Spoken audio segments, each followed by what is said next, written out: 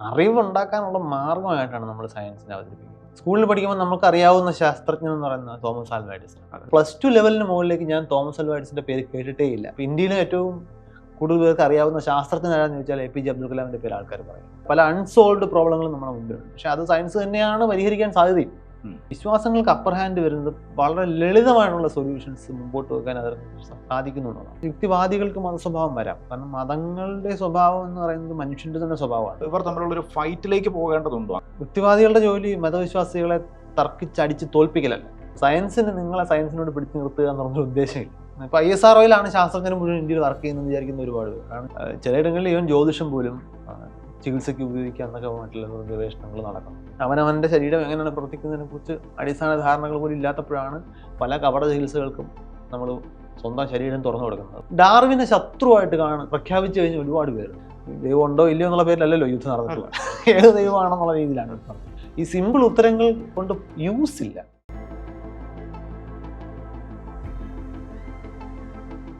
Vaisakhan തമ്പിയാണ് the ക്യൂവിനൊപ്പം ചേരുന്നത്. നമസ്കാരം. നമസ്കാരം. ഈ ശാസ്ത്രത്തെക്കുറിച്ച് പറയുമ്പോൾ നമുക്ക് നമ്മുടെ ഭരണഘടനയിൽ തന്നെ സയന്റിഫിക് ടെമ്പർ എന്നൊരു ആശയം ഉൾക്കൊള്ളിച്ചിട്ടുണ്ട്. അപ്പോൾ ഇത് ഒരു 75 വർഷമായിട്ട് നമ്മൾ കണ്ടുകൊണ്ടിരിക്കുന്നതാണ് ഈ സയന്റിഫിക് ടെമ്പർ എന്ന് പറയുന്നത്.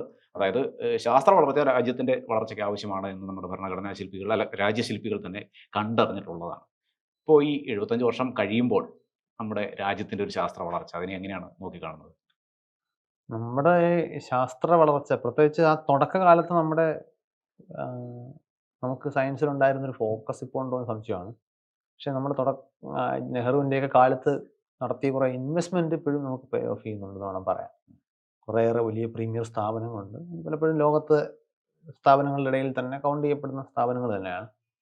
പക്ഷേ സ്ഥാപനങ്ങളുടെ പെർഫോമൻസ് എന്ത് തന്നെ ആയാലും അതിൻ്റെ ഔട്ട്പുട്ട് നമ്മൾ ഇതൊക്കെ കൺസീവ് ചെയ്യുന്നത് ജനാധിപത്യ രാജ്യത്ത് എന്ത് സ്ഥാപനം ഉണ്ടാക്കുമ്പോഴും സർക്കാർ അതുണ്ടാക്കുന്നത് എല്ലാ ജനങ്ങൾക്കും വേണ്ടിയിട്ടുള്ളതാണ്.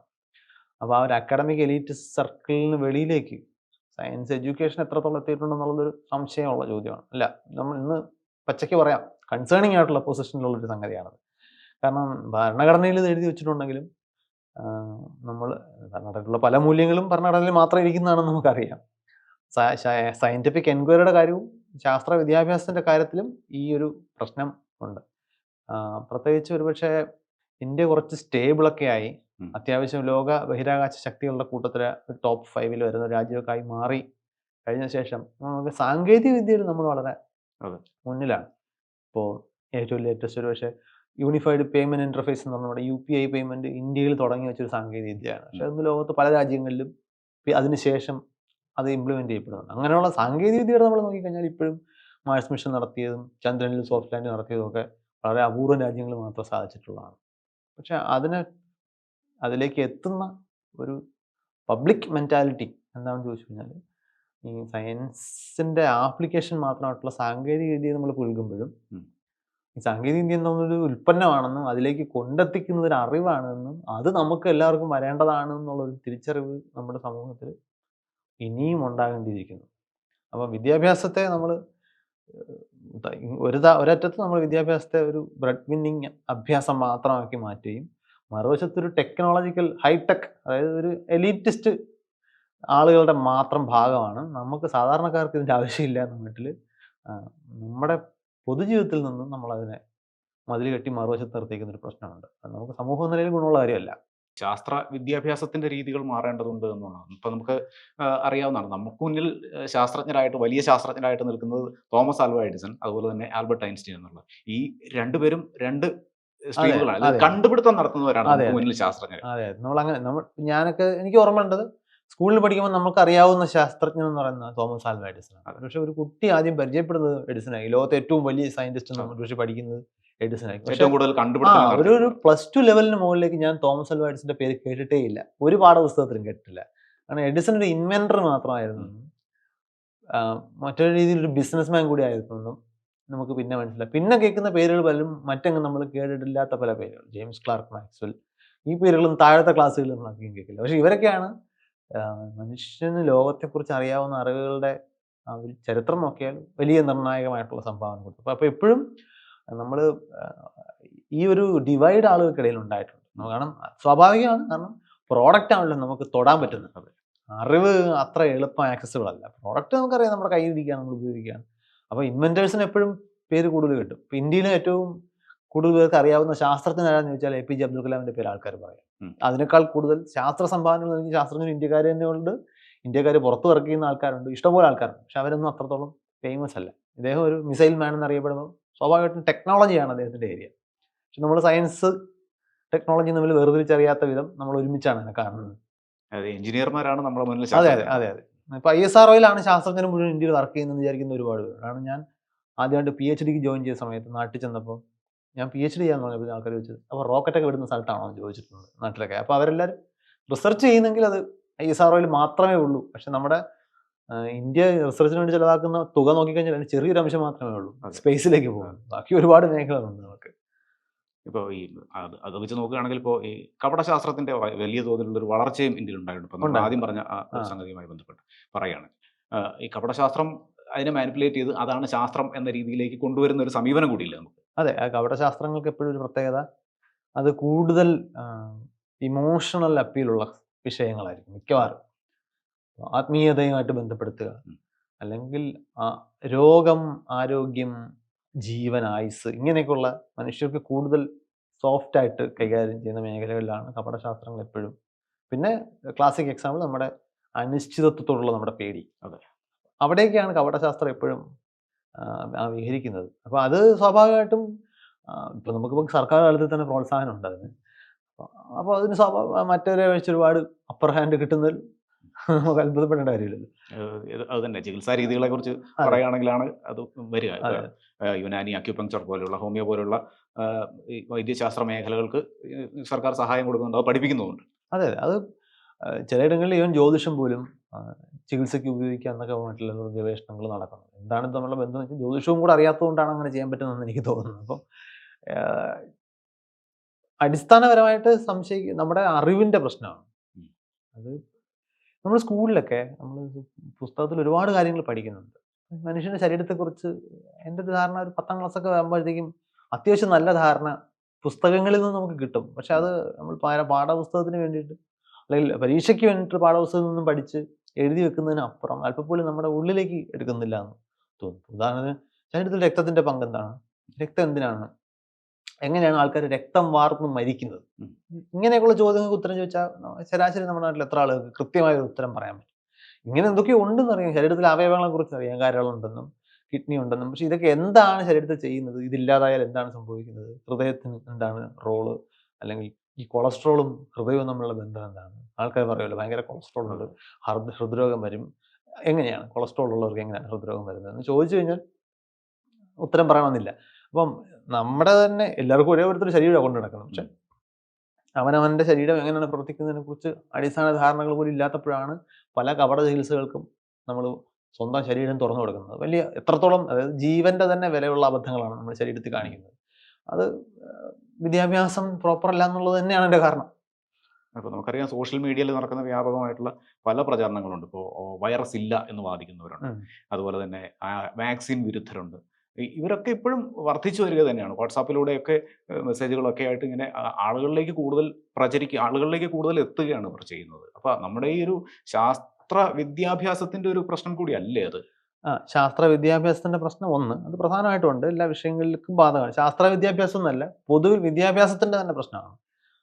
ശാസ്ത്രത്തിന് മാത്രമല്ല എന്ന് എനിക്ക് തോന്നുന്നു. ഇപ്പം രാഷ്ട്രീയ കാര്യങ്ങളിലായാലും ചരിത്ര കാര്യങ്ങളിലായാലും ഒക്കെ സ്കൂളിൽ പഠിച്ചതൊന്നും അറിയുമെന്ന തോന്നൽ ആളുകൾ സംസാരിക്കുമ്പോൾ കിട്ടില്ല.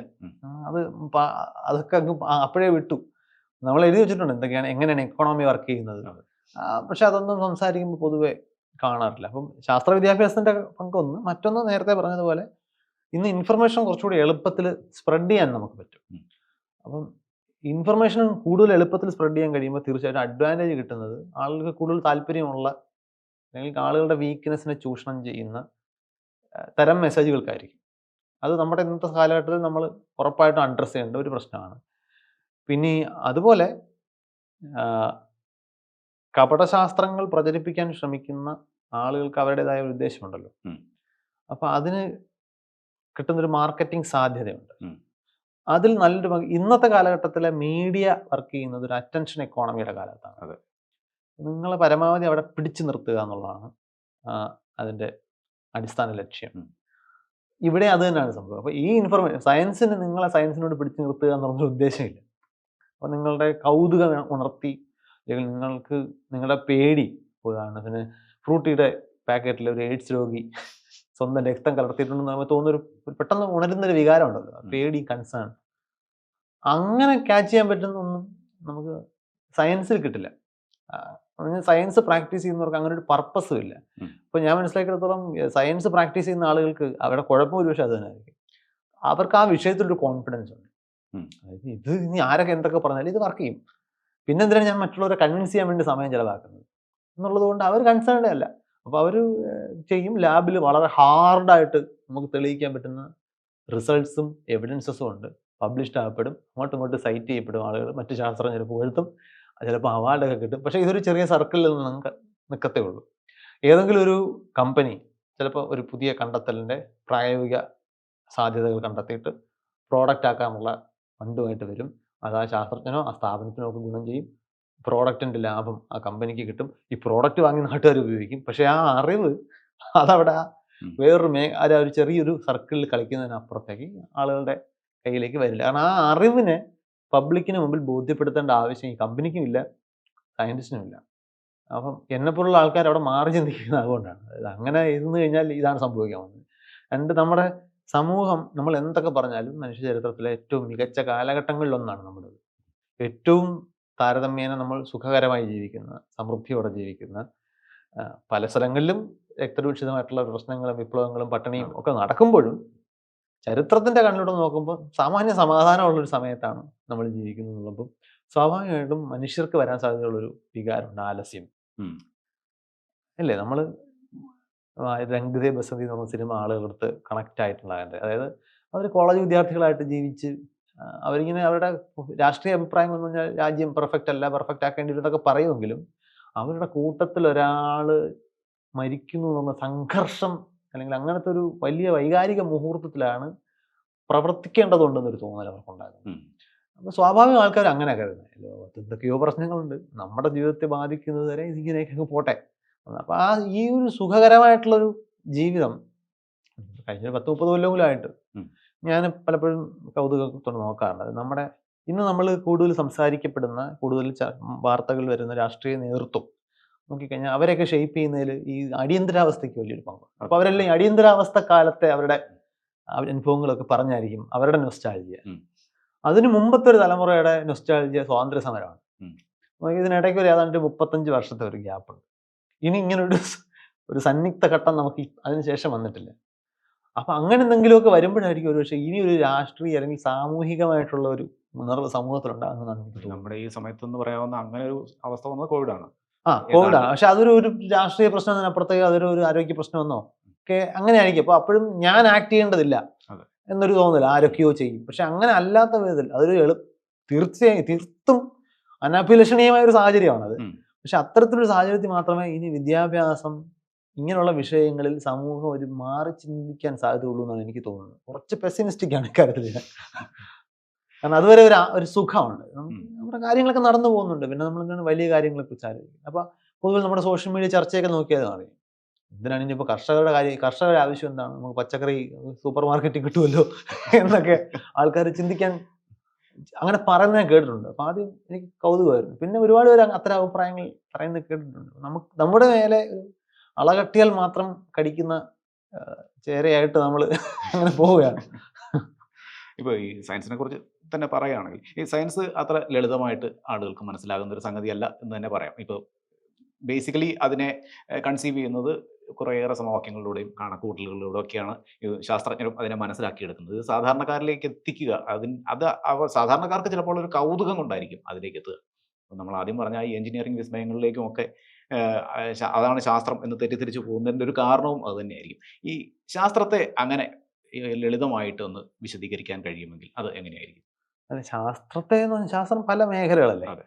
അപ്പൊ അതിൽ എല്ലാത്തിനും കൂടി ഒരു ലളിതമായ ആദ്യം നമ്മൾ മനസ്സിലാക്കേണ്ട ഒരു കാര്യം, ശാസ്ത്രം എന്ന് പറയുന്നത് ഈ അറിവുകളുടെ കൂട്ടമല്ല. അങ്ങനെ കരുതുന്നവരുണ്ടാകും, പക്ഷെ അറിവ് ഉണ്ടാക്കാനുള്ള മാർഗമാണ് ശരിക്കും നമ്മൾ സയൻസ് എന്നുകൊണ്ട് ഉദ്ദേശിക്കുന്നത്. അത് എല്ലാ വിഷയങ്ങളും നമ്മൾ ഫിസിക്സ്, കെമിസ്ട്രി, ബോട്ടണി പിന്നെ പലതരത്തിലുള്ള വിഷയങ്ങൾ സയൻസ് ആണെന്ന് പറയുമ്പോഴും എന്താണ് സയൻസ് എന്ന് പൊതുവെ നമ്മൾ ശ്രദ്ധിക്കാറില്ല. സയൻസ് ഈ വിഷയങ്ങളിനകത്ത് കിടക്കുന്ന അറിവല്ല. ഉം. അത് ഈ വിഷയങ്ങളിലെല്ലാം ഉള്ള അറിവ് ഉണ്ടാക്കാൻ അത് നമ്മൾ പറയുന്ന സോഷ്യൽ സയൻസ് എന്ന് തന്നെയാണ്. സോഷ്യോളജി ആയാലും പൊളിറ്റിക്കൽ സയൻസ് ആയാലും ഒക്കെ സയൻസ് തന്നെയാണ്. അതെ. അതിനകത്തുള്ള റിസൾട്ടുകൾ അതെങ്ങനെ അതിനകത്ത് ഉപയോഗിക്കുന്ന മെത്തഡോളജി അതിലൊക്കെ വ്യത്യാസം ഉണ്ടാവാം. ഉം. പക്ഷെ ഈ അറിവുണ്ടാക്കാനുള്ള മാർഗമായിട്ടാണ് നമ്മൾ സയൻസിനെ അവതരിപ്പിക്കേണ്ടത്. അപ്പം സയൻസ് എല്ലായിടത്തും അത് ഏതൊരു വിഷയത്തെയും പോലെ സയൻസിൻ്റെയും ഉള്ളറകളിലേക്ക് പോകുമ്പോൾ അതിനകത്ത് സാങ്കേതികതകളുണ്ട്. ഉം. അതിന് ആ ഒരു വിഷയം സയൻസിലെ ഒരു വിഷയമായിക്കൊള്ളട്ടെ ഏത് വിഷയമായിക്കൊള്ളട്ടെ അതിൽ ഇപ്പം ആഴത്തിൽ പഠിക്കാൻ താല്പര്യമുള്ള ഉന്നത വിദ്യാഭ്യാസം ആ മേഖലയിൽ ചെയ്യാൻ താല്പര്യമുള്ളവർ മാത്രമാണ് ഈ സാങ്കേതികതകളെക്കുറിച്ച് ബോധറിയേണ്ടത്. ഉം. ഒരിക്കലും ലോകത്ത് ഒരു സമൂഹത്തിനും സയൻസിൻ്റെയോ മറ്റൊരു വിഷയത്തിൻ്റെയോ ഇത്തരം സാങ്കേതികതകൾ ആ മൊത്തം സമൂഹത്തിനും പഠിക്കേണ്ടി വരില്ല. അത് പ്രായോഗികമല്ല. പക്ഷെ പ്രധാനം എന്ന് പറയുന്നത് അതിൻ്റെ ആ പ്രോസസ്സിൽ ഒരു വിശ്വാസം വരണം. ഉം. ഞാൻ ഉദ്ദേശിക്കുന്നത് ബിലീഫ് അല്ല, ട്രസ്റ്റാണ്. അതെ. ഇത് വർക്ക് ചെയ്യും. അല്ലെങ്കിൽ ഈ നമ്മുടെ സമൂഹത്തിൽ നേരിടുന്ന പ്രശ്നങ്ങൾക്ക് നമ്മുടെ പ്രശ്നങ്ങൾക്ക് പരിഹാരം കണ്ടെത്താൻ ഇതിന് സാധിക്കും. ഉം. അപ്പം ഇതിൽ എക്സ്പെർട്ടീസ് ഉള്ള ആൾക്കാരെ കൊണ്ടുവരേണ്ടുന്ന ആവശ്യം നമുക്കുണ്ട്. ഒരു തലമുറയെ നമ്മൾ ഈ വിഷയത്തിൽ വൈദഗ്ധ്യമുള്ളവരായിട്ട് നമുക്ക് എന്തുകൊണ്ടാണോ എക്കണോമിസ്റ്റുകൾ ആവശ്യം, ഫിനാൻഷ്യൽ എക്സ്പേർട്ടുകളുടെ ആവശ്യം, ടെക്നീഷ്യൻസ് അതിൽ ഇലക്ട്രീഷ്യൻ ആയിക്കോട്ടെ, പ്ലംബർ ആയിക്കോട്ടെ, ആരും ആയിക്കോട്ടെ, അത്തരങ്ങൾ ഇപ്പോൾ നമ്മൾ ഒരു ഒരു ഫ്ലഷ് ടാങ്കിൻ്റെ അകത്തെ സൈഫൺ കംപ്ലൈൻ്റ് ആയി കഴിഞ്ഞാൽ നമ്മൾ എത്ര പേർക്ക് നന്നാക്കാൻ പറ്റും?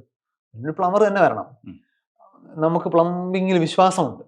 ആ അതെ. പ്രോസസ്സിൽ നമ്മൾ പ്ലംബറെ വിളിക്കുന്നത് നമുക്കിതിനെക്കുറിച്ച് ഒന്നും അറിഞ്ഞൂടെങ്കിലും അയാളുടെ കയ്യിലിരിക്കുന്ന അറിവ് വെച്ചത് നമ്മുടെ ആ പ്രശ്നം പരിഹരിക്കാം. ഇത് തന്നെയാണ് ലോകത്തെ മുഴുവൻ ആൾക്കാരും പ്ലംബിങ് പഠിക്കേണ്ട കാര്യമില്ലല്ലോ ഇത്. അപ്പം സയൻസും അങ്ങനെ തന്നെ. അങ്ങനെ എല്ലാവരും പഠിച്ചു വെക്കേണ്ട കാര്യമില്ല. പക്ഷേ നമുക്ക് അറിയാൻ പറ്റണം ഇതിനകത്ത് പ്ലംബിങ്ങിന് അടിസ്ഥാനപരമായിട്ട് കുറച്ച് പൈപ്പുകളും വെള്ളവും ഇത് തമ്മിലുള്ള കണക്ഷനും പ്രഷറും ഒക്കെ കൈകാര്യം ചെയ്യുന്ന പരിപാടിയാണ്. ഇതിനകത്ത് കുറച്ച് സാങ്കേതികതകളുണ്ട്. അത്രയേ ഉള്ളൂ ഫിസിക്സിലും കെമിസ്ട്രിയിലും. പക്ഷേ ഫിസിക്സ് കെമിസ്ട്രിയിലൊക്കെ വരുന്ന തിയറട്ടിക്കലായിട്ട് പഠിക്കുമ്പോൾ വരുന്ന ചില സൈദ്ധാന്തികതകൾ നമ്മൾ നേരത്തെ പഠിച്ചു തുടങ്ങേണ്ടതുണ്ട് എന്നുള്ളതുകൊണ്ട് പൊതുവിദ്യാഭ്യാസത്തിൻ്റെ ഭാഗമായിട്ടാണ് നമ്മൾ പഠിപ്പിക്കും. ഉം. ഇക്വേഷൻസ് എങ്ങനെയാണ് സോൾവ് ചെയ്യുന്നതെന്നും അതൊക്കെ നമ്മൾ 10ാം ക്ലാസ് കഴിഞ്ഞിട്ടും നിങ്ങൾക്ക് ആ വിഷയം പഠിക്കാൻ താല്പര്യമുണ്ടെങ്കിൽ മാത്രം മതി. നിങ്ങളത് കഴിഞ്ഞിട്ട് സോഷ്യോളജി എടുക്കുന്ന അല്ലെങ്കിൽ നിങ്ങൾ ഹ്യൂമാനിറ്റീസ് ആണ് +2 പഠിക്കുന്നതെങ്കിൽ നിങ്ങൾക്ക് പിന്നെ ഇതൊന്നും കൊണ്ടുപോകേണ്ട കാര്യമില്ല. പക്ഷേ ഹ്യൂമാനിറ്റീസ് പഠിക്കുന്ന ആളിന് ആവശ്യമില്ലെങ്കിൽ സയൻസ് പഠിക്കുന്ന ആളിന് ആവശ്യമുണ്ടെന്നുള്ളതുകൊണ്ട് അവിടെ പഠിപ്പിച്ച് തുടങ്ങാൻ പറ്റില്ല. വിളിച്ചിട്ട് നേരത്തെ തുടങ്ങും. കാരണം അത് നമ്മുടെ മസ്തിഷ്കത്തിലെ പല മേഖലകളെയും അത് എൻഹാൻസ് ചെയ്യും. പ്രോബ്ലം സോൾവിങ്, പസിൽ സോൾവിങ് ഒക്കെ പോലുള്ള ചില മേഖലകളെ. അപ്പോൾ അതുകൊണ്ട് ഗുണം ചെയ്യും. നമ്മൾ ഡ്രൈവിംഗ് പഠിക്കുമ്പോൾ എടുക്കാൻ പഠിപ്പിക്കുന്ന പോലെ തന്നെയാണ്. ഒരാളും കാറ് ആകൃതിയിൽ ഓടിക്കുന്നില്ല.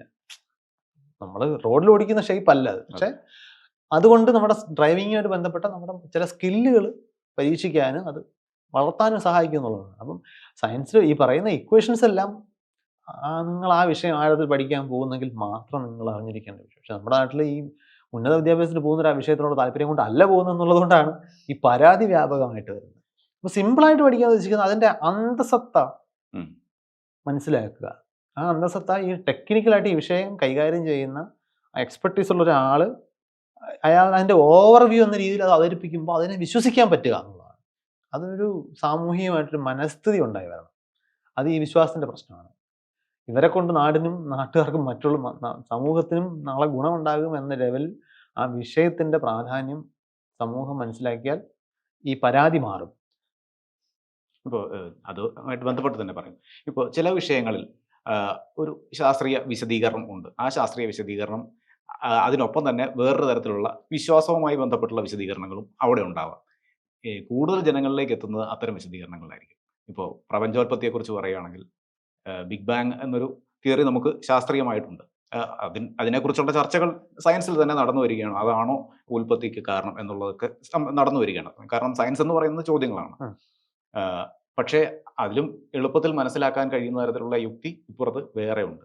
അപ്പോൾ ഈ ആളുകളിലേക്ക് കൂടുതൽ ശാസ്ത്രം ലളിതമായി എത്തേണ്ടതിൻ്റെ ഒരു ആവശ്യകത കൂടിയല്ലേ ഇത് മറ്റ് വിശ്വാസങ്ങളിലേക്ക് മാറി പോകാതെ? തീർച്ചയായിട്ടും അതുണ്ട്. കാരണം ഈ വിശ്വാസങ്ങൾക്ക് നമ്മൾ എങ്ങനെയൊക്കെ പറഞ്ഞാലും ഒരു അപ്പർ ഹാൻഡ് ഉണ്ട്.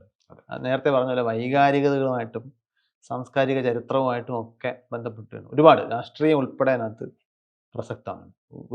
ഒരാൾ പോലും നമ്മുടെ നാട്ടിൽ അങ്ങനെ സയൻസിൻ്റെ പശ്ചാത്തലത്തിലേക്ക് ജനിച്ചു വീഴുന്നില്ല. എല്ലാവരും ജനിച്ചു വീഴുന്നത് മതങ്ങളുടെയും മറ്റ് സാംസ്കാരികമായിട്ടുള്ള മാമൂലുകളുടെയും ഈവൻ ജാതി വ്യവസ്ഥ പോലുള്ള പ്രശ്നങ്ങളുടെയൊക്കെ നടുക്കാണ്.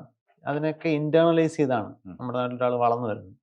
ഏറ്റവും അവരുടെ മുമ്പിലുള്ള ഏറ്റവും പ്രധാന വെല്ലുവിളി ഇതെല്ലാം അൺലേൺ ചെയ്യാന്ന് പറഞ്ഞത് വലിയ ബുദ്ധിമുട്ടാണ്. ഒരുപാട് കാര്യങ്ങളുണ്ട്. അപ്പം നമ്മളൊരു ക്രിട്ടിക്കലായിട്ടൊക്കെ ആലോചിക്കുന്ന ഒരു പ്രായമൊക്കെ ആകുമ്പോൾ ഒരു 10-20 വയസ്സൊക്കെ കഴിയുമ്പോഴേക്കും നമ്മൾ കുറേ കാലം ഇത്തരം കാര്യങ്ങളോടൊപ്പം ജീവിച്ച് കഴിഞ്ഞിരിക്കും. മീൻ വെള്ളത്തിൽ കിടക്കുന്നു എന്ന് പറഞ്ഞതുപോലെ പിന്നെ ഈ വെള്ളമില്ലാത്തൊരു ലോകത്തെക്കുറിച്ച് സങ്കല്പിക്കുന്ന ബുദ്ധിമുട്ടായിരിക്കും.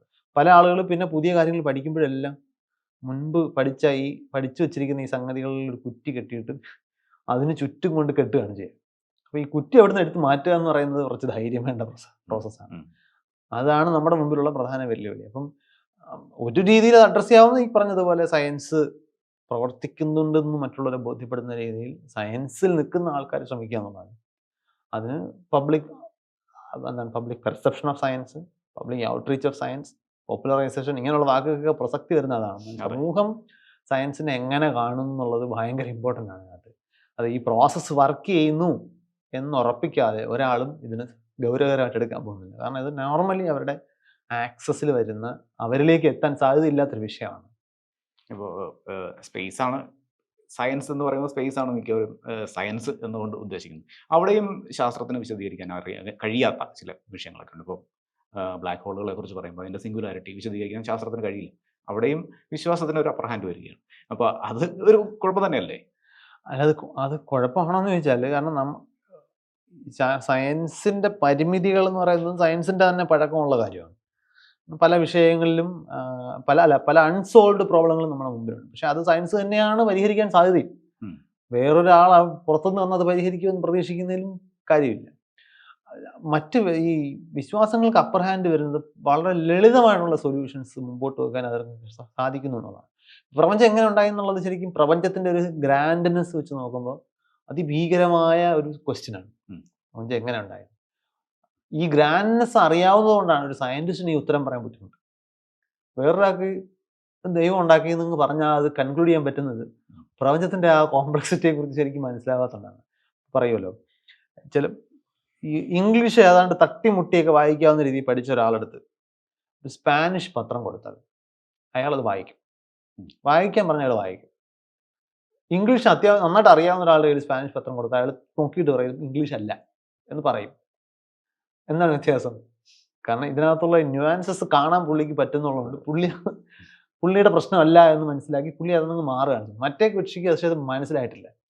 അപ്പോൾ നമ്മൾ കൈകാര്യം ചെയ്യുമ്പോൾ പ്രപഞ്ചം എന്ന് പറഞ്ഞ ഈ സംഗതിയുടെ സ്കെയിൽ എന്താണ്, ഇതിനകത്തുള്ള പരസ്പരം ഈ വസ്തുക്കൾ തമ്മിലുള്ള ഇൻട്രാക്ഷൻ എന്താണ്, ഇതൊക്കെ പഠിക്കുമ്പോഴാണ് ഇതിൻ്റെ ഒറിജിൻ എന്ന് പറഞ്ഞാൽ, അല്ലെങ്കിൽ ഇതിൻ്റെ ഹിസ്റ്ററി നോക്കിക്കഴിഞ്ഞാൽ ഗാലക്സികളെല്ലാം നമ്മളിൽ നിന്ന് അകന്നു പോകുന്നു എന്നുള്ളത് കണ്ടെത്തൽ കഴിഞ്ഞ 100 കൊല്ലത്തിനിടയിലാണ് നമ്മൾ ഒബ്സർവ് ചെയ്യുന്നത്. അതാണ് എക്സ്പാൻഡിങ് യൂണിവേഴ്സ് എന്ന് പറഞ്ഞ ഐഡിയയുടെ വരുന്നത്. 1998 ഈ എക്സ്പാൻഷൻ ആക്സിലറേറ്റ് ചെയ്യാണ് എന്ന് മനസ്സിലാകും. ഈ ആക്സിലറേഷൻ ഒന്നും ചൂണ്ടിക്കാണിക്കാനും പറ്റില്ല. ആ ഒരു സ്കെയിലല്ല ഇത് നടക്കുന്നത്. അപ്പം 98 ഇപ്പോൾ എത്ര വർഷമായി? 30 കൊല്ലം ആവുന്നേ ഉള്ളൂ. അപ്പം ഇപ്പോഴും പല കാര്യങ്ങളും നമ്മൾ മനസ്സിലാക്കിക്കൊണ്ടിരിക്കുന്നതേ ഉള്ളൂ. അപ്പോൾ അത്രയും കോംപ്ലക്സിറ്റി ഉൾക്കൊള്ളുന്ന ഒരു വിശദീകരണം വേണം ആ ചോദ്യത്തിന്. അതുകൊണ്ടാണ് ബിഗ് ബാങ് അപ്പീലിംഗ് അല്ലാതാകുന്നത്. ഈ കോംപ്ലക്സിറ്റി ഒന്നും കാണാത്ത ഒരാൾക്ക്, അല്ലെങ്കിൽ അതൊന്നും റെലവൻ്റ് ആണെന്ന് തോന്നാത്ത ഒരാൾക്ക് ഇത് ദൈവം ഭൂ എന്ന് പറഞ്ഞ് സൃഷ്ടിച്ചു എന്ന് പറഞ്ഞാൽ സമാധാനമാകും. പക്ഷേ ഈ അറിവ് കൊണ്ട് നമുക്ക് നമ്മുടെ ഒരു തൃപ്തി ഉറപ്പിക്കാം. ഓക്കെ, പ്രപഞ്ചം എങ്ങനെ ഉണ്ടായി എന്ന് എനിക്കറിയാം, ദൈവം ഉണ്ടാക്കിയതാണ്, കഴിഞ്ഞു. നമ്മുടെ മനസ്സിലുള്ള ഒരു കൗതുകമൊക്കെ അതോടുകൂടി നമുക്ക് അവിടെ സെറ്റിൽ ചെയ്യാൻ പറ്റും. പക്ഷേ ഇതൊരു യൂസ്ഫുൾ നോളജ് ആക്കണമെന്നുണ്ടെങ്കിൽ ഇത് പറ്റില്ല. കാരണം ഇതിന് ആയിരക്കണക്കിന് വർഷത്തെ പഴക്കമുള്ള അറിവാണിത്. ഒരുപാട് കാലം മുമ്പ് മനുഷ്യർ ദൈവം ഉണ്ടാക്കിയെന്നാണ്. പല രീതിയിൽ ഏത് ദൈവം എന്നുള്ള കാര്യത്തിൽ തർക്കം ഉണ്ടായിട്ടുണ്ട്. രക്തരൂക്ഷിതമായിട്ടുള്ള അടിയും കലാപങ്ങളും യുദ്ധങ്ങളും ഒക്കെ നടന്നിട്ടുണ്ട്. അത് വേറെ കാര്യം. ദൈവം ഉണ്ടോ ഇല്ലയോ എന്നുള്ള പേരിലല്ലല്ലോ യുദ്ധം നടന്നിട്ടുള്ളത്. ഏത് ദൈവമാണെന്നുള്ള രീതിയിലാണ് നടന്നത്. അപ്പം ഇതെല്ലാം ഉണ്ട്. നമ്മുടെ ഇന്നത്തെ ഒരു സാഹചര്യത്തിൽ നമ്മുടെ സമൂഹത്തിലെ ജീവിക്കുന്ന പൗരന്മാരിൽ ഭൂരിപക്ഷവും, മൃഗീയ ഭൂരിപക്ഷത്തിലുള്ള ആൾക്കാരെയും എന്തെങ്കിലും രീതിയിൽ ടൈം ട്രാവൽ ചെയ്യിച്ച് ഒരു 3 നൂറ്റാണ്ട് പിന്നിൽ കൊണ്ടുപോയി കഴിഞ്ഞാൽ അവർക്ക് സ്വന്തമായിട്ട് ഇലക്ട്രിസിറ്റി പോലും കണ്ടുപിടിക്കാൻ പറ്റില്ല. കാരണം ഇത്രയും കാലം ഇലക്ട്രിസിറ്റിക്ക് ഉപയോഗിച്ച മനുഷ്യരുടെ അവസ്ഥയാണ് ഞാൻ പറഞ്ഞത്. അവരെ കൊണ്ട് പറ്റില്ല. അത്ര ഇഗ്നോറൻ്റ് ആണ് സമൂഹം ആസ് സച്ച് ഇങ്ങനെയുള്ള കാര്യം. അതെന്ന് പറഞ്ഞാൽ ഇത് അറിയാത്തത് കൊണ്ടാണ്. ഈ സിമ്പിൾ ഉത്തരങ്ങൾ കൊണ്ട് യൂസ് ഇല്ല. എങ്ങനെയാണ് സൂര്യൻ ഉദിക്കുന്നത് ചോദിച്ചു കഴിഞ്ഞാൽ അത് സൂര്യൻ മറ്റേ 7 കുതിരകളെ കൂട്ടിയ ഗ്രഹത്തിൽ പോവുകയാണെന്ന് വിചാരിച്ചാൽ ഈ സംഗതി വിശദീകരിച്ചു കഴിഞ്ഞു. പക്ഷെ നിങ്ങൾക്ക് സാറ്റലൈറ്റ് ഉണ്ടാക്കാൻ പറ്റില്ല. അതാണ് അവിടുത്തെ പ്രശ്നം. ഇപ്പോൾ പ്രപഞ്ചോൽപത്തിയുടെ ബിഗ് ബാങ് തിയറി പറയുന്നത് ഈ ഉൽപ്പത്തിക്ക് മുൻപ് ഒന്നും ഉണ്ടായിരുന്നില്ല, ഒന്നുമില്ലായ്മയിൽ നിന്നാണ് ഉണ്ടാകുന്നത്. അത് തന്നെ അതൊരു ഇച്ചിരി അതിവായനയാണ്. അത് universe came something from nothing എന്നവനാണ് പൊതുവെ ഐഡിയ വിളിക്കുന്നത്. പക്ഷെ അത് നത്തിങ് തന്നെ ആയിരുന്നു എന്ന് നമുക്കറിയില്ല. കാരണം അറിയില്ല. യൂണിവേഴ്സ് എങ്ങനെ, ഹൗ എന്നുള്ള ചോദ്യമാണ് ബിഗ് ബാങ്. എവിടെ നിന്നുള്ളതിന് ബിഗ് ബാങ്ങിൽ ഉത്തരവില്ല. ബിഗ് ബാങ്ങിന്റെ സ്കോപ്പിൽ വരുന്ന കാര്യമല്ല അത്. അത് നമ്മൾ ഇനിയും ആണ്. അതിന് മുമ്പ് മറ്റൊരു റിപ്പിൾ പോലെ ബൗൺസ് ചെയ്ത് വരുന്ന യൂണിവേഴ്സ് ആണ് എന്നുള്ള ആശയങ്ങളുണ്ട്. പക്ഷെ ഇതൊന്നും ടെസ്റ്റബിൾ അല്ല. നമുക്ക് നമ്മുടെ ഒബ്സർവേഷണൽ ഡേറ്റയ്ക്ക് പരിധികളുണ്ട്. നമുക്കറിയാവുന്ന നിലവിലുള്ള തിയറികൾ ബിഗ് ബാങ് എന്ന് പറയുന്ന പോയിന്റിന് അപ്പുറത്തേക്ക് പോവില്ല. അവയുടെ പരിമിതികളുണ്ട്. അതൊന്നും നമുക്കറിയില്ല. സോഫാർ അതിന് ശേഷമുള്ള കാര്യങ്ങളെ നമുക്ക് ഏതാണ്ടൊക്കെ വിശദീകരിക്കാൻ പറ്റും. ഇതിനിടയിലുള്ളൊരു വിടവുണ്ട്. ആ വിടവിലാണ് അത്. പക്ഷേ ഈ പുതിയ കാര്യമല്ല. നമ്മളിനി സയൻസ് എത്ര പുരോഗമിച്ചാലും നമുക്ക് വിടവ് കണ്ടുപിടിക്കാൻ പറ്റും. ആ വിടവിൽ ഇപ്പോൾ ഗോഡ് ഓഫ് ദി ഗ്യാപ്സ് എന്ന് പറയുന്ന ഐഡിയ തന്നെ വരുന്ന അങ്ങനെയാണ്. അത് എന്തുകൊണ്ടാണ് പ്രപഞ്ചം നിർമ്മിക്കപ്പെട്ടിരിക്കുന്നത് എന്നുള്ള ചോദ്യത്തിന് പഞ്ചഭൂതങ്ങൾ ഉണ്ടായിരുന്നൊരു കാലഘട്ടം ഉണ്ടല്ലോ. അല്ലെങ്കിൽ ഗ്രീസിലൊക്കെ ചതുർഭൂതങ്ങളാണ്, 4 എലമെന്റ്സ് ആണ്. അപ്പോൾ അന്ന് ഉണ്ടായിരുന്ന വിടവുകളുടെ അത്രയും വിടവുകൾ ഇന്നില്ല. അന്നൊരു പക്ഷേ ഭൂമിയെ കറക്കിക്കൊണ്ടിരുന്നത് ദൈവമായിരുന്നു. ഇന്ന് ഗ്രാവിറ്റിയാണ്. അപ്പോൾ ഇതിനിടയ്ക്ക് എപ്പോഴെങ്കിലും ഗ്രാവിറ്റി കണ്ടുപിടിച്ചതിന് ശേഷം ഹൈഡ്രജൻ ആറ്റത്തിൽ പ്രോട്ടോണിന് ചുറ്റും ഇലക്ട്രോണിനെ കറക്കിക്കൊണ്ടിരുന്നത് ചിലപ്പോൾ ദൈവമായിരുന്നിരിക്കും. ഇന്ന് അതിന് ധാരണയുണ്ട്. പക്ഷെ എപ്പോഴും അടുത്തൊരു വൈ ക്വസ്റ്റ്യനോ ഹൗ ക്വസ്റ്റ്യനോ ഒക്കെ വരുമ്പോൾ പുതിയൊരു അൺനോൺ ഏരിയ വരും. അപ്പം നമ്മൾ ദൈവത്തെ അവിടെ കുടിയിരുത്തും. അപ്പോൾ എങ്ങനെ പറഞ്ഞാലും മനുഷ്യർക്ക് അറിയാത്തൊരു ഏരിയ ഉണ്ടാകുമെന്നും അവിടെ ദൈവത്തിന് ഇരിക്കാൻ സ്ഥലമുണ്ട്, അല്ലെങ്കിൽ ദൈവം പോലുള്ള എന്തെങ്കിലും ഏജന്റുകൾക്ക് ഇരിക്കാനുള്ള സ്ഥലമുണ്ട് എന്ന് വിശ്വസിച്ചിട്ടാണ് പലപ്പോഴും ഈ വിശ്വാസങ്ങൾ അവിടെ പ്രിസർവ് ചെയ്യപ്പെടുന്നത്. എന്തായാലും പൊതുജനം ഒരു പരിധിക്കപ്പുറം ആഴത്തിലേക്ക് വിഷയങ്ങൾ പ്രോബ് ചെയ്യാൻ സാധ്യതയില്ലാത്തതുകൊണ്ട് അത് സംരക്ഷിക്കപ്പെടും. അത് തന്നെയാണ് പരിണാമ സിദ്ധാന്തത്തിനും സംഭവിച്ചിരിക്കുന്നത്. ഇപ്പോൾ പൊതുപൂർവികൻ എന്നുള്ളതിലുപരിയായിട്ട് കുരങ്ങൻ എന്നുള്ളൊരു സംഗതി അങ്ങനെ വന്നു. ഡാർവിനെ ശത്രുവായിട്ട് പ്രഖ്യാപിച്ചു കഴിഞ്ഞ ഒരുപാട് പേരുണ്ട്. ഡാർവിൻ ഇവരോട് എന്ത് ചോദിച്ചെന്ന് അറിയില്ല. ചാൾസ് ഡാർവിൻ മാത്രമല്ല താനും പരിണാമ സിദ്ധാന്തം പറഞ്ഞിരിക്കുന്നത്. ഒരുപാട് ഉണ്ട്. ഡാർവിനാണ് കൂടുതൽ പോപ്പുലർ ആയത്, അല്ലെങ്കിൽ ഡാർവിന്റെ ആശയമാണ് കൂടുതൽ പെട്ടെന്ന് പ്രചാരത്തിലായത് എന്നുള്ളത് കൊണ്ട് ഡാർവിന്റെ പേരിലേക്ക് ആ പരിണാമം അറിയപ്പെടുന്നു. ആൽഫ്രഡ് വാലസ് ഒക്കെ പാരലലി അതേ ആശയം കണ്ടുപിടിച്ചവരാണ്. അതങ്ങനെ വലിയൊരു സങ്കീർണ ആശയം പോലും അല്ല. അതാണ് അതിനകത്ത് ഏറ്റവും വലിയ കൗതുകം. അത് വളരെ ലളിതമായ ഒരു ആശയമാണ്. പക്ഷെ അത് നമ്മുടെ മുൻധാരണകളോട് യോജിക്കുന്നില്ല എന്നുള്ളത് കൊണ്ട് മാത്രം അത് മുന്നോട്ട് വെച്ച ആൾക്കാർ മുഴുവൻ ഡാർവിൻ കുരങ്ങനാണ്, അങ്ങനെയൊക്കെയുള്ള പലതരത്തിലുള്ള എന്താണ് അധിക്ഷേപകരമായിട്ടുള്ള ലെവലിലേക്ക് ആളുകൾ പോകാറുണ്ട്.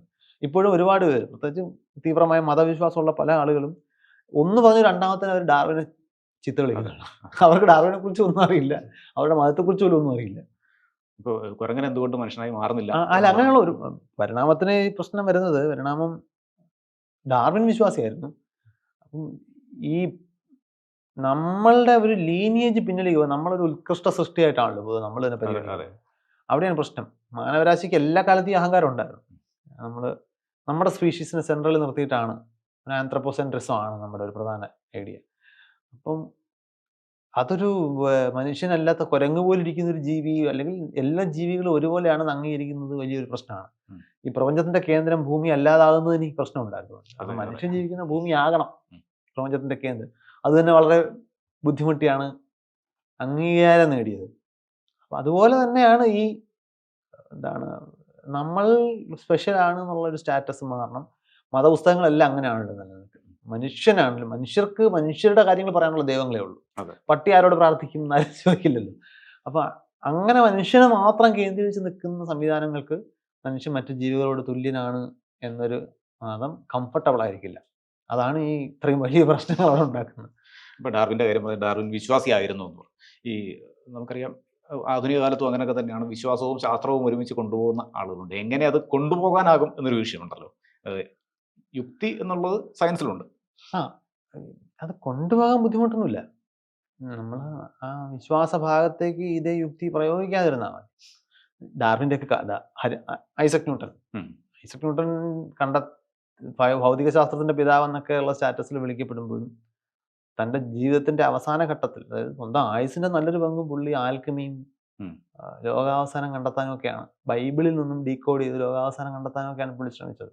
അത് സ്വാഭാവികമായിട്ടും ഐസക് ന്യൂട്ടൺ കണ്ടെത്തിയതിൽ ലെഗസി എന്ന് പറഞ്ഞ് അവശേഷിക്കുന്നത് സയന്റിഫിക് ആയിട്ടുള്ള ഐഡിയകളാണ്. അൺസയന്റിഫിക് ആയിട്ടുള്ള കാര്യങ്ങൾ പുള്ളിക്ക് ഒരുപാട് കാലം കൊണ്ടു നടന്നിരുന്നത് ലെഗസി ആയില്ല, നമ്മൾ അവിടെ ഇല്ലാതായിപ്പോയി. അപ്പം എല്ലാ കാലത്തും മനുഷ്യർക്ക് ഇത് പറ്റും. അവരതിന് അവരുടെ ഇതൊരു അപ്രോച്ച് അല്ലേ.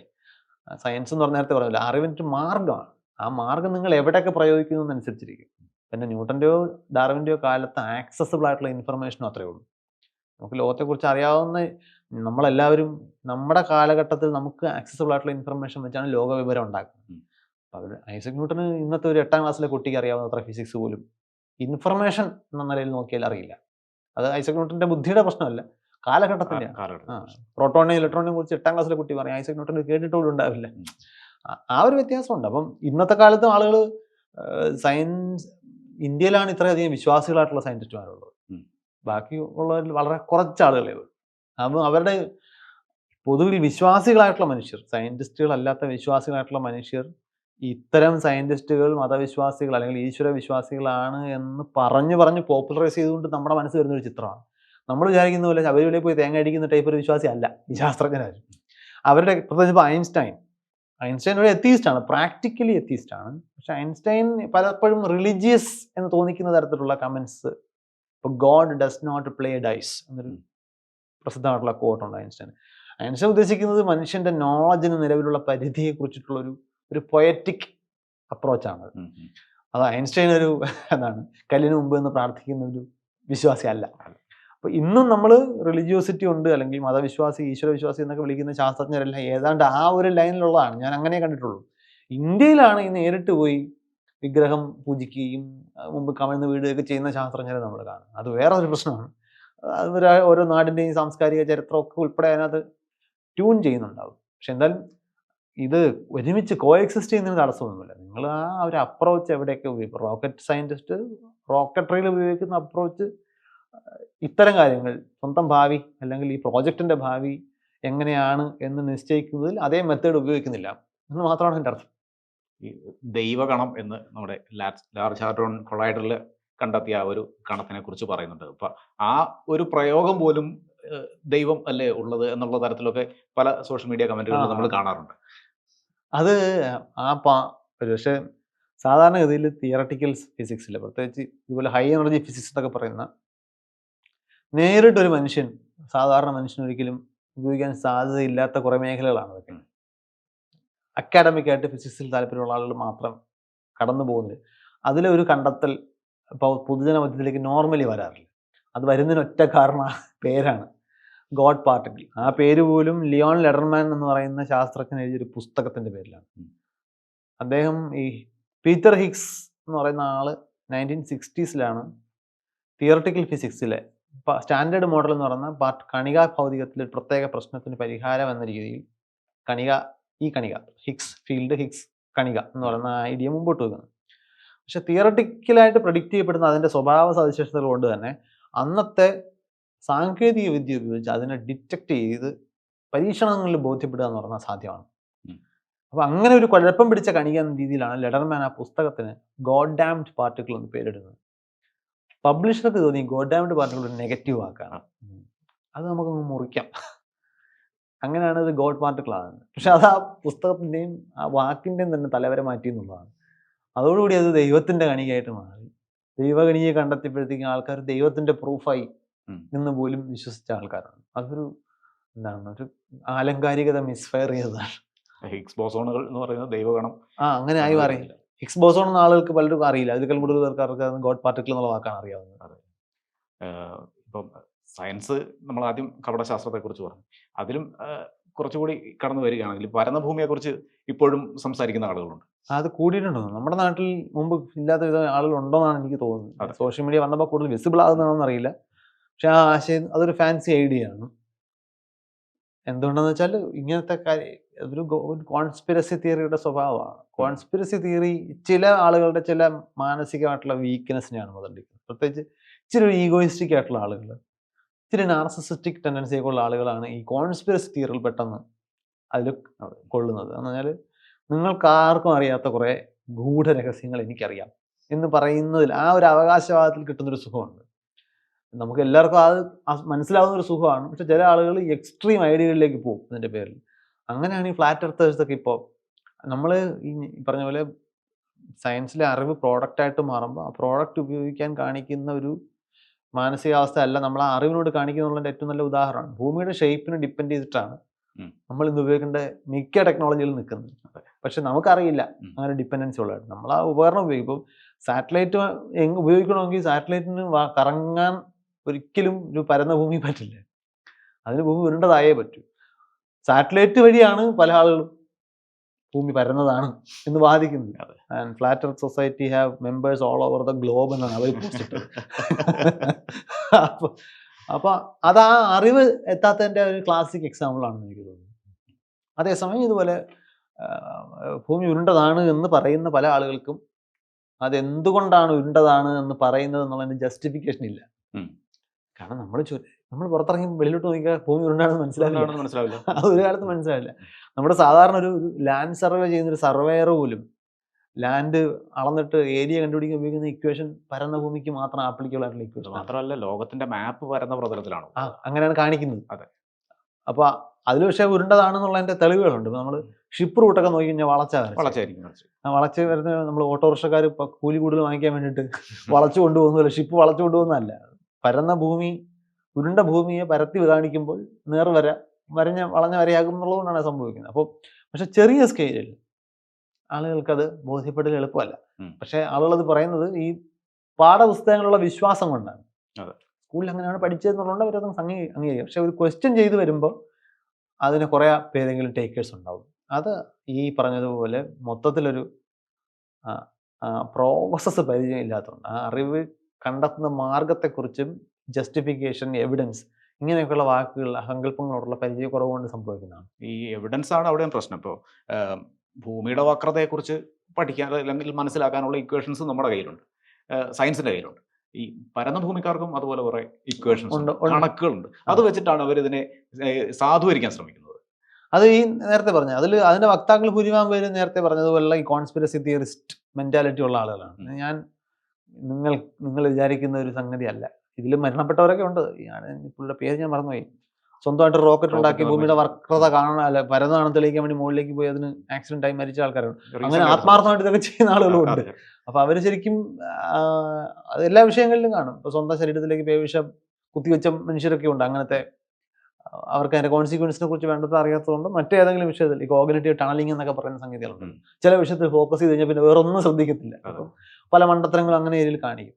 അതാണ് ഈ കണക്കൊക്കെ കൊണ്ടുവരുന്നവരെല്ലാം മിക്കവാറും അത് ഡെസ്പറേറ്റ് ആണ്. സ്വന്തം ആർഗ്യുമെന്റ് ശരിയാണെന്ന് തെളിയിക്കാൻ വേണ്ടി. നമ്മളെല്ലാവർക്കും ഒരു ഈഗോ ഉണ്ടല്ലോ. നമ്മൾ കുറെ കാലമായിട്ട് പബ്ലിക്കായിട്ട് വാദിച്ചുകൊണ്ടിരുന്നൊരു സംഗതി ഗ്രൗണ്ട് ഇല്ലാത്തതാണെന്ന് പറഞ്ഞാൽ പിന്നെ നമുക്ക് പെട്ടെന്നൊരു അസ്വസ്ഥത വരും. അപ്പോൾ അത് ആൾക്കാർ കൺഫർമേഷൻ ബയാസ് എന്ന് പറയും. നമുക്ക് പ്രിയപ്പെട്ട ഒരാളെ കുറിച്ച് മോശം വാർത്ത കേൾക്കണം നമുക്ക് ഇഷ്ടമല്ല. നമ്മൾ അയാളെ തിരിച്ച് ഡിഫെൻഡ് ചെയ്തുകൊണ്ടിരിക്കും. അപ്പോൾ അതുപോലെ നമ്മൾ കൊണ്ടു നടക്കുന്ന നമ്മുടെ പെറ്റ് ഐഡിയകൾക്കെല്ലാം നമ്മൾ എന്തെങ്കിലും മാർഗം കണ്ടിട്ട് ഡിഫെൻഡ് ചെയ്യും. ദൈവവിശ്വാസികളിൽ ഈ വ്യത്യാസം കാണാം.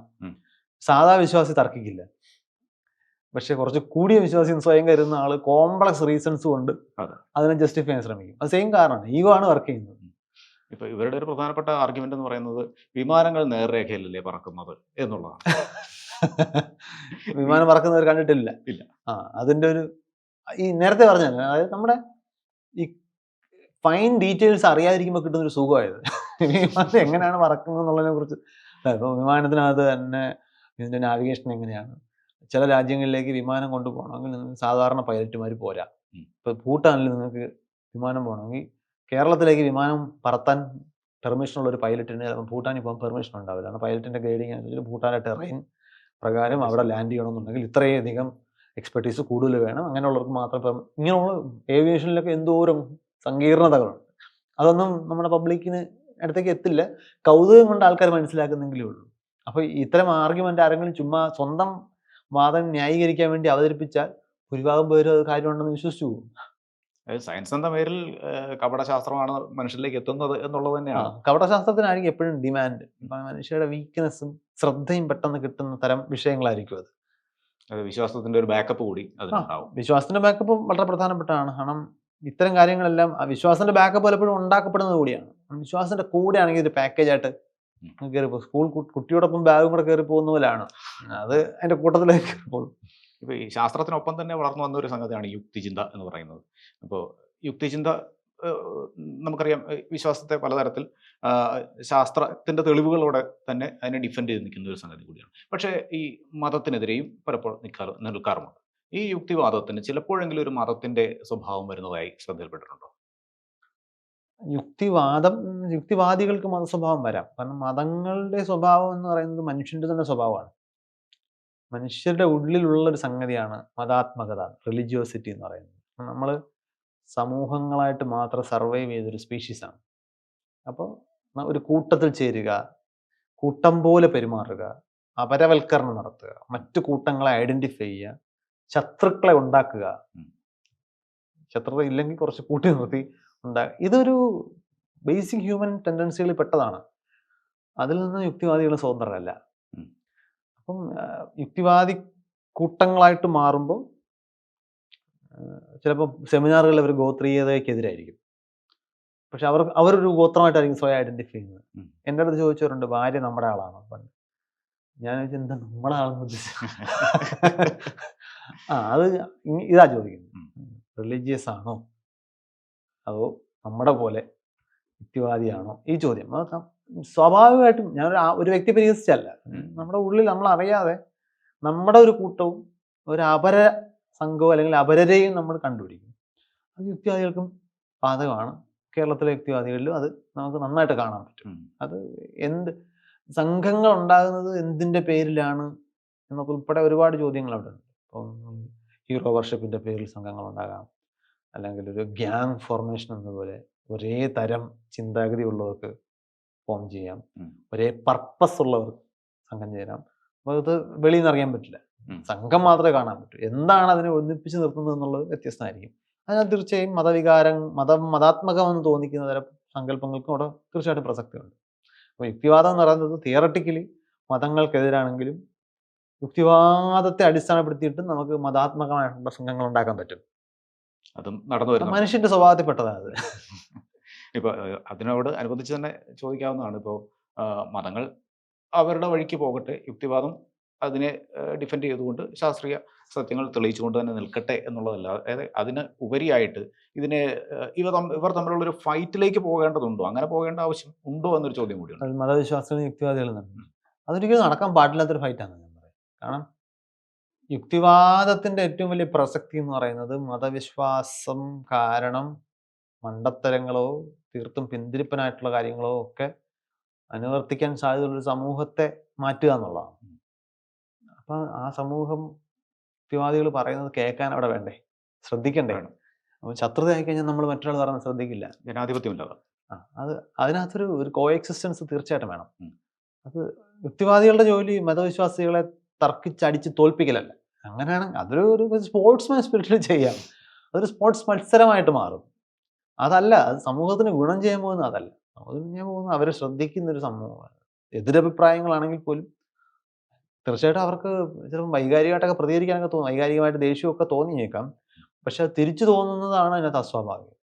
നമുക്ക് യുക്തിപരമായിട്ട് സംസാരിക്കുമ്പോൾ, ബോധ്യങ്ങളെക്കുറിച്ച് സംസാരിക്കുമ്പോൾ, അറിവുകളെക്കുറിച്ച് സംസാരിക്കുമ്പോൾ, എനിക്ക് ബോധ്യമുള്ളൊരു അറിവ് പറയുമ്പോൾ വേറൊരാളെ സമ്മതിച്ചില്ലെങ്കിൽ എനിക്കത് വൈകാരികമായിട്ട് തോന്നേണ്ട കാര്യമൊന്നുമില്ല.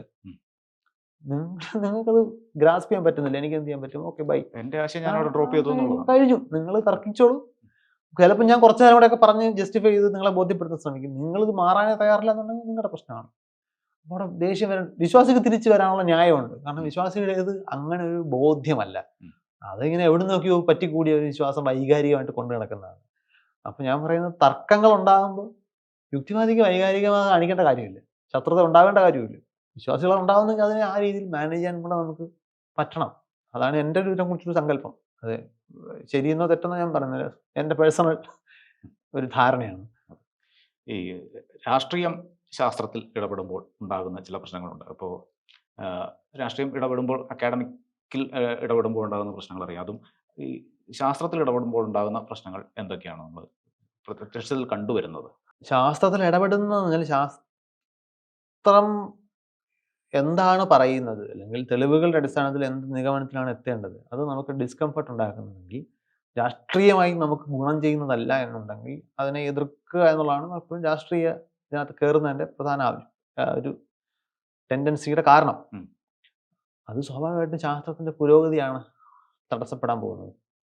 ഇത് ഒരു രാഷ്ട്രീയമാണല്ലോ നമ്മുടെ നാട്ടിൽ അധികാരം എന്ന് അതെ, പറയുന്നത്. അതെ. അപ്പോൾ അധികാരങ്ങളാണ് പോളിസികൾ ഉണ്ടാക്കുന്നത്. ഉം. പോളിസികൾ ശാസ്ത്രത്തിനെതിരാണെങ്കിൽ അത് ആ സമൂഹത്തിനെതിരാണ്. നിങ്ങൾക്ക് പുതിയ നിലവിലുള്ള പ്രശ്നങ്ങൾക്ക് പരിഹാരം കണ്ടെത്താൻ പറ്റാതെ പുതിയ പ്രശ്നങ്ങൾ ഉണ്ടാവുകയും ചെയ്യും. ഇപ്പൊ നമ്മുടെ സിലബസിലുള്ള ഇടപെടലുകളൊക്കെ ആ. കാരണം ശാസ്ത്രത്തിൻ്റെ ഒരു ദിവസം ഇരുട്ടി വെളുക്കം ഉണ്ടാകുന്നതല്ല. നഴ്സറി തലം മുതൽ പഠിച്ച് വരുന്ന ഒരാളാണ് സയൻറ്റിസ്റ്റ് ആകുന്നത്. അപ്പം നമ്മൾ അവിടെ നിന്ന് അതിൻ്റെ വേരെടുത്ത് കളഞ്ഞാൽ ഭാവിയിൽ ശാസ്ത്രജ്ഞൻ ഉണ്ടാവില്ല എന്ന് നമുക്ക് ഉറപ്പിക്കാം. ശാസ്ത്രജ്ഞൻ എന്ന് വിളിക്കുന്നവരുണ്ടാവും. പക്ഷേ ക്രിയാത്മകമായി സമൂഹത്തിൽ ഇടപെടാൻ കഴിയുന്ന ഇടപെടുക എന്ന് ഉദ്ദേശിക്കുന്നത് സാമൂഹിക പ്രവർത്തനത്തിൽ ഏർപ്പെടുന്ന ആൾക്കാരൊന്നല്ല. ഐൻസ്റ്റീനോ ഐസക് ന്യൂട്ടനോ ഒന്നും അങ്ങനെ സാമൂഹിക പ്രവർത്തനങ്ങൾ ഇടപെട്ടായിട്ട് നമുക്കറിയില്ല. അതിൻ്റെ പേരിൽ ഒരാൾ മോശക്കാരാവുന്നുമില്ല. പലരും പല മേഖലകളിലൂടെയാണ്. ഞാൻ കരുതുന്നത് ഒരു ബസ് കണ്ടക്ടറും ലൈൻമാനും ഒക്കെ ഇതുപോലെ സമൂഹത്തിൽ സംഭാവന ചെയ്യുന്ന ആൾക്കാർ തന്നെയാണ്. അപ്പം അങ്ങനെ സയൻസിലൂടെ സംഭാവന ചെയ്യാൻ കഴിയണമെന്നുണ്ടെങ്കിൽ നമുക്ക് അത് സ്വതന്ത്രമായിട്ട് ആ ജ്ഞാനത്തെ പിന്തുടരാൻ കഴിയുന്ന ആൾക്കാരുണ്ടാവണം. അപ്പം മനുഷ്യൻ സ്വാഭാവികമായിട്ട് ഗ്രൂപ്പായിട്ട് വളർന്നവരാണ്, ഗോത്ര സ്വഭാവമുള്ളവരാണ് എന്നൊക്കെ നമുക്ക് പറയാം. പക്ഷേ നമ്മുടെ സഹജമായിട്ടുള്ള നമ്മുടെ പ്രവണതകളും മനുഷ്യരെന്ത് ചിന്തിച്ചാലും അതൊന്നും ഒരു വിഷയമല്ലാത്ത രീതിയിൽ നിൽക്കുന്ന ഒരു ഒബ്ജക്റ്റീവ് റിയാലിറ്റി വെളിയിലുണ്ട്. അത് മനസ്സിലാക്കുമ്പോഴാണ് നമ്മൾ പുതിയ പുതിയ കണ്ടെത്തലുകൾ ഉണ്ടാക്കുന്നത്. അപ്പം മനുഷ്യന്റെ സഹജ പ്രവണതകളും അതെന്തായാലും വ്യത്യസ്തമായിട്ട് ഒന്നും ഒരു രീതിയിലും ബാധിക്കാതെ പ്രവർത്തിക്കുന്ന യാഥാർത്ഥ്യവും തമ്മിലുള്ള ഒരു സംഘർഷമാണ് എല്ലാ കാലത്തും മനുഷ്യന്റെ ജീവിതം നടക്കുന്നത്. ആഗോളതലത്തിൽ അങ്ങനെ ഒരു രീതി നടന്നു വരുന്നുണ്ട്. അത് മിക്കവാറും എല്ലായിടങ്ങളിലും വലതുപക്ഷ സർക്കാരുകൾ ആണ് പ്രാമുഖ്യം നേടുന്നത്, വലിയ മേജർ ശക്തികളിൽ. യുഎസിലാണെങ്കിൽ അക്കാഡമിക് മേഖലയിൽ അതിഭീകരമായ രീതിയിലുള്ള ഇതെല്ലാം വലിയ പ്രശ്നങ്ങൾ ഉണ്ടാക്കും ലോങ് റണ്ണിൽ. ഇതിൻ്റെയൊക്കെ ആളുകളെ ബോധ്യപ്പെടുന്നതിൽ പ്രധാന വെല്ലുവിളി ഇതാണ്. ഇത് തീയിൽ തൊട്ട പൊള്ളുന്ന് ബോധ്യപ്പെടുന്ന പോലെ എളുപ്പമല്ല. ഇതിൻ്റെയൊക്കെ കോൺസിക്വൻസസ് ഉണ്ടാകുന്ന ഒരു 10-30 കൊല്ലം കഴിയുമ്പോഴായിരിക്കും. അപ്പോഴേക്കും നമുക്ക് തിരിച്ചെടുക്കാൻ പറ്റാത്ത വിധം ഡാമേജ് ആയിക്കഴിഞ്ഞിരിക്കും. അതാണ് നമ്മൾ പേടിപ്പെടുത്തുന്ന ഒരു സിറ്റുവേഷൻ.